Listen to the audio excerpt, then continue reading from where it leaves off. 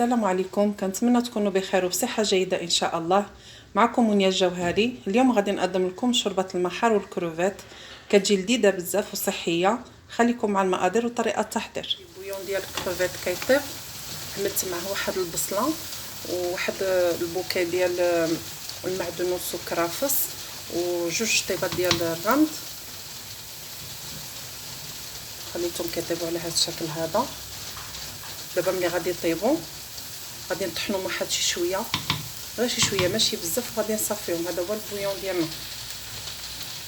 من بعد ما طاب لي دابا البويون غادي نطحنوا غير بواحد شويه هكا، ماشي بزاف، نطحن غير شي شويه.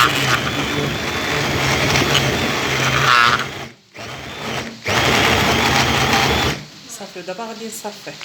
بسم الله. عندنا هنا البويون ديال الكروفيت اللي عملته معكم دابا. عاد انا قلت لكم شنو فيه في المقادير ديالو. عندنا هنا كميه ديال المحار، انا عندي هنا 2 كيلو، وعندي عندي نص كيلو من هاد المحار هذا صغير، وعندي هذا كبير. كتبقى كميه مناسبه كل واحد شنو كيبغي يعمل. هنا عندي واحد زلافه كبيره ديال الشامبينيون مقطع، واحد زلافه حتى هي كبيره ديال البوارو مقطع صغير على هذا الشكل هذا، واحد البوكي ديال معدنوس، ما كنعملوش اصفر، كنعملو غير معدنوس والكرافس، واحد الورقه ديال الرند، واحد الدريس ديال التويمه محكوك، ما كنكثروش يتام باش ما كيبدلناش المذاق، واحد زلافه كبيره حتى هي ديال البصله مشلضه. هنا عندي بالنسبه للقرنفل كيبقى اختياري، هنا عندي واحد طريف ديال البصله، خشيت فيه هاد الطريفات، هاد العويدات ديال القرنفل. كل واحد على حساب اللي كيبغي قرنفل بزاف ولا شويه. انا بالنسبه لينا حنا ما عندناش مشكل، كيعجبنا. عملت هنا واحد 7 ديال الحبات. تقدروا تعملوا غير 2، تقدروا تعملوا غير 3 باش ما كيتلفوش في وسط الطنجره. عملتهم هكذا، خشيتهم في واحد الطريف د بصيله.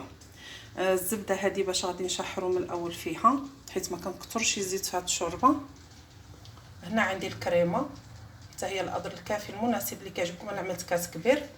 هنا عندي صلصه المحار وصلصه الصوجه، واحد شويه واحد الحامضه معصره، شويه ديال زيت الزيتون، غير واحد 4 كاس ولا نص كاس. انا حيت عندي طنجره كبيره غادي نعمل نص كاس.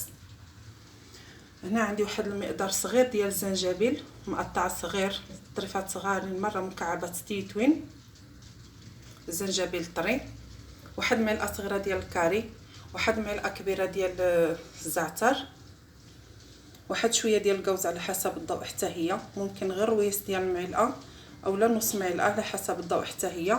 ابزار بيض ومليحه، ما كنعملوش الملح من الاول حتى الاخر باش كنذوقوا، حيت عندنا كلشي مكونات مالحه. المحار مالح، لي صوص هنايا عندي مالحين، كلشي مالح. هذا البويون حتى هو ديال الكروفيت حتى هو مالح. صافي دابا ندوزو ان شاء الله طريقه التحضير. غادي نعمل داك الزبده اللي عندنا، غادي نذوبوها.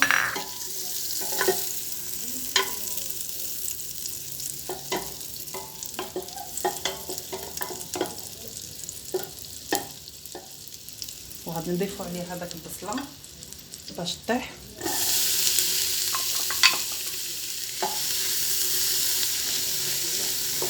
باش ما كتحرقش الزبده، كتكون بوطه ناقصه شي شويه. داك زيت الزيتون كما قلت لكم ما كنكثروش في زيت الزيتون.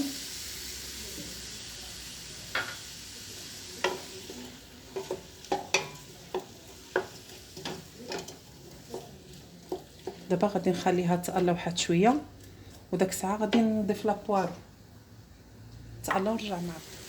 من بعد ما تشحرت هاد البصله هذه مع داك الزبده وزيت الزيتون، دابا غادي نضيفوا عليها البوارو، داك الزلافه ديال البوارو.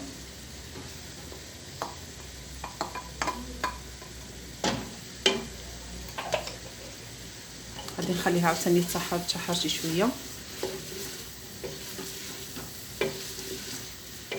خليها تشي حتى يطيح شي شويه. غادي نضيف شويه ديال الملحه ماشي بزاف، صافي غير هذا القدر هذا. ردوا البال في الملحه حيت عندنا كلشي مالح كما ذكرت لكم في الاول. صافي غتشحر ونرجع معكم. دابا ملي تشحرنا هاد البوارو والبصله، دابا غادي نضيفو داك الشامبينيون الشامبينيون تقدروا تعملوا الكميه اللي بغيتو ماشي مشكل، تقدروا تكثروا على هكذا. وغادي نضيف داك البويون اللي عملنا ديال معدنوس وهذا وكرافس،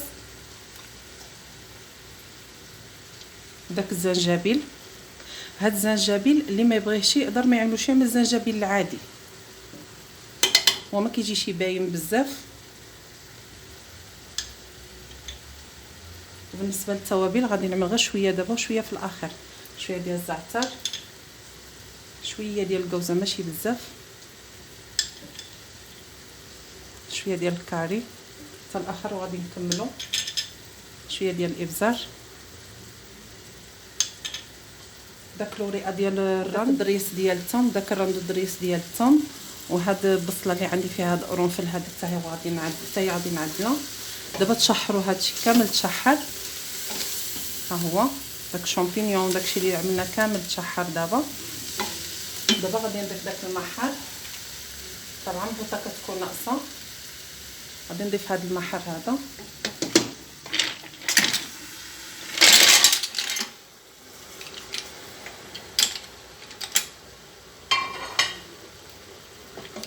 بلا ما كنشحروا كنعملوا داك البويون حتى هو، كنكبوا داك البويون.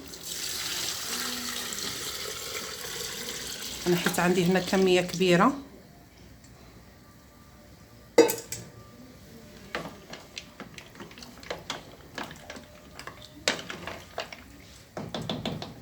صافي. دابا كنزيدوا داك بالنسبه لهذا هاد المحر هذا ما غنعملوهش يذبح، غنعملوه حتى الاخر.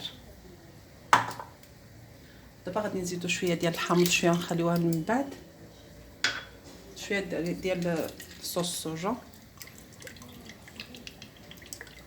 ثمن هكذا، واحد 4 كاس. الصلصه ديال المحر حتى هي واحد 4 معالق ولا 3، حيت انا ما تنساوش عندي طنجره كبيره. اللي عنده طنجره صغيره يعمل غير واحد شويه من الحاجه، غير شي معلقه ولا 2 من الحاجه صافي.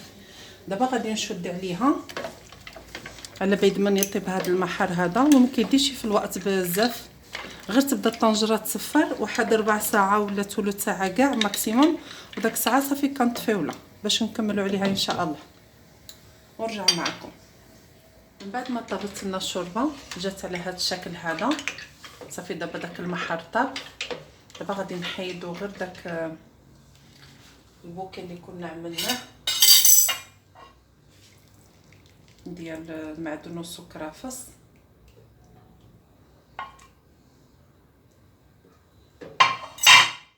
غادي نحيدو داك البصله، غادي نطلعوها. وهاد البصله حتى هي شفتوا كيفاش ديك العويدات ديال القرنفل كيبقاو مجموعين في هاد البصيله هادي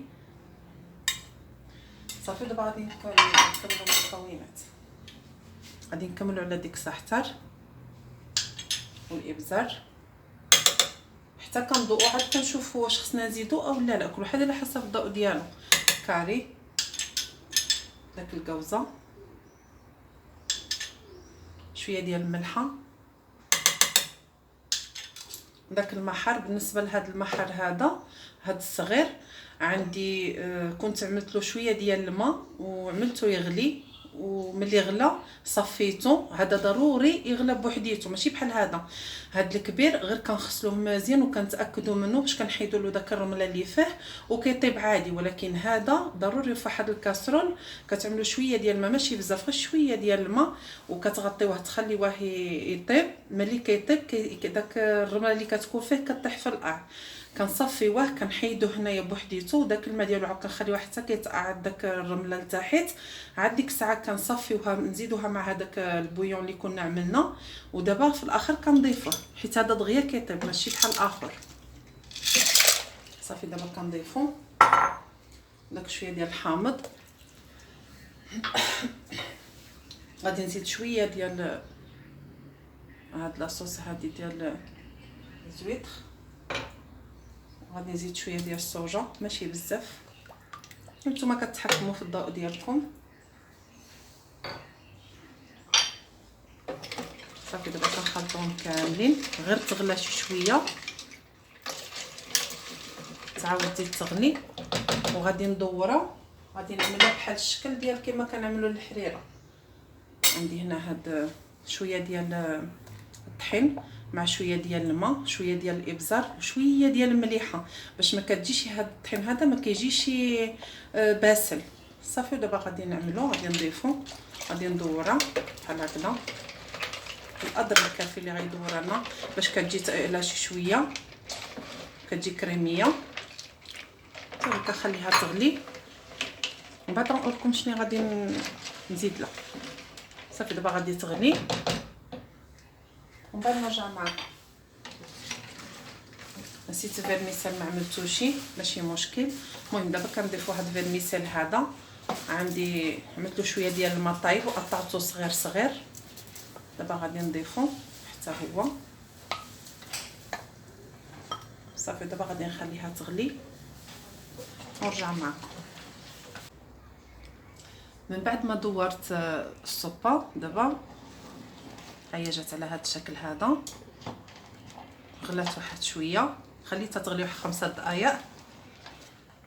دابا في المرحله الاخريه مره كنعملوا لها هاد كروفيت. عندي هنا واحد شويه ديال الكروفيت مقشر، هذا كنضيفوه لها في الاخير مره حيت دغيا كيطيب باش كيبقى محافظ على داك القوام ديالو، ما كيجيش بحال الكاوتشو، كيبقى رطيب. صافي هذاك غير السخانه ديال الشوربه هي اللي كطيبو، ماشي مشكل. صافي دابا غادي نضيف شويه ديال الكريم فريش، هذا على حسب الذوق، كريم فريش على حسب الذوق، ممكن تستغناو عليه ماشي مشكل.